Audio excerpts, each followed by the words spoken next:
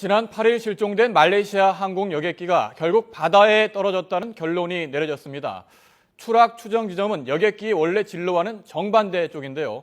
정확한 위치, 사고 경위 여전히 의문으로 남아 있습니다. 국제부 연결합니다. 김종욱 기자. 네, 국제부입니다. 네, 실종 만 16일이 지나서야 추락으로 결론이 난 건데 추락 위치는 정확히 어디로 지목됐습니까? 네, 말레이시아 총리는 긴급 기자회견에서 여객기가 인도양 한복판에 떨어졌다고 발표했습니다. 지난 8일 실종 이후 추락이라고 단정해서 말하기는 처음인데 더 상세한 위치는 밝히지 못했습니다. 탑승객 가족들에게는 생존자가 없을 것이라고 알렸습니다. 여객기 최종 위치에서 수백 킬로미터 안에는 여객기가 착륙할 수 있는 육지가 없어서 탑승자 생존 가능성이 없는 것으로 분석됐기 때문입니다. 발표 내용 잠시 들어보겠습니다. That MH370 flew along the southern corridor and that its last position was in the middle of the Indian Ocean west of Perth. 네, 그동안 실종 경위를 놓고 여러 추측이 난무했는데요. 추락이라고 단정한 이유가 뭔지 궁금한데요. 네, 영국에 있는 국제해사기구 인마셋과 영국 항공사고조사기구가 데이터를 분석해 추락으로 결론지었고 말레이시아 정부가 이를 받아들였습니다. 물체의 운동에 따라서 파장이 변하는 이른바 도플러 효과를 근거로 여객기 신호 변화를 추적했고 이것을 다른 항공기 신호와 비교해서 내린 결론입니다. 실종 여객기가 교신이 끊긴 뒤에도 매시간 엔진에 달린 장치로 보낸 신호를 뒤쫓은 것입니다. 그러면 여기서 잠시 인마셋 부회장의 얘기를 들어보시겠습니다. In very simple terms, we have used the difference in speed at which the signal has come from the aircraft to the fixed point, the satellite in space. It's called Doppler effect.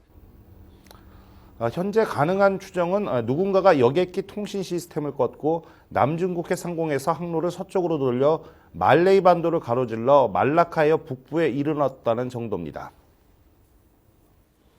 네, 항로가 의도적으로 바뀌었는데 이 사고를 설명할 핵심 내용이라 할 경위가 여전히 밝혀지지 않았는데요.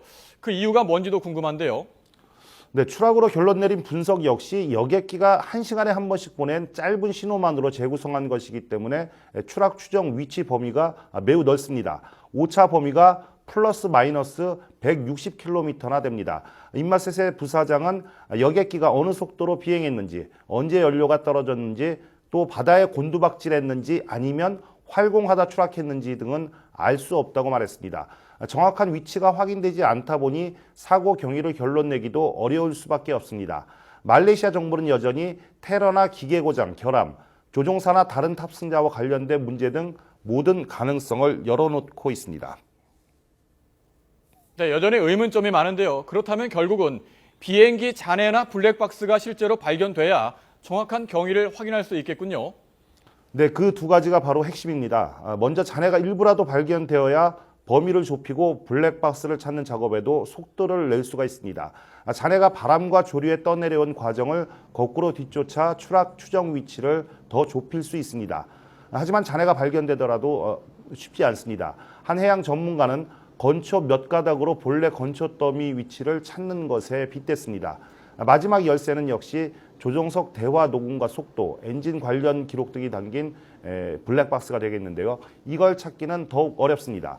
기체가 추락하면 위치 신호를 자동 발신하게 되어 있지만 인도양은 깊이가 2,500에서 4,000m로 매우 깊기 때문입니다. 또 발신기 배터리 수명은 30일, 길어도 50일 정도를 넘지 않는데 실종 17일이나 지난 데다 지금까지 수색에서 아무 성과가 없었습니다. 2009년 대서양에 추락한 프랑스 여객기는 2년 만에야 블랙박스가 해저에서 발견됐습니다. 블랙박스가 발견된다 하더라도 정보 분석을 거쳐서 진상이 발표되기까지는 상당한 기간이 걸리게 됩니다. 네, 사고 항공기의 잔해를 못 찾으니까 의문점이 여전히 많이 남는데 그렇다면 앞으로의 수색 작업은 여기에 초점이 맞춰지겠군요. 네, 그렇습니다. 지금까지와 마찬가지로 잔해를 찾는 게 가장 급한 문제가 되겠고요. 잔해가 발견돼서 범위가 좁혀지면 수중 음파 탐지기와 무인 잠수정을 동원해서 깊은 바닷속을 뒤지는 작업이 시작됩니다. 미국 국방부는 블랙박스 탐지기와 심해 고해상도 촬영이 가능한 무인 탐사정을 수색에 참여시킬 예정입니다. 이 탐지기는 깊이 6,000m 이내에서는 블랙박스 신호를 찾아낼 수 있다고 합니다.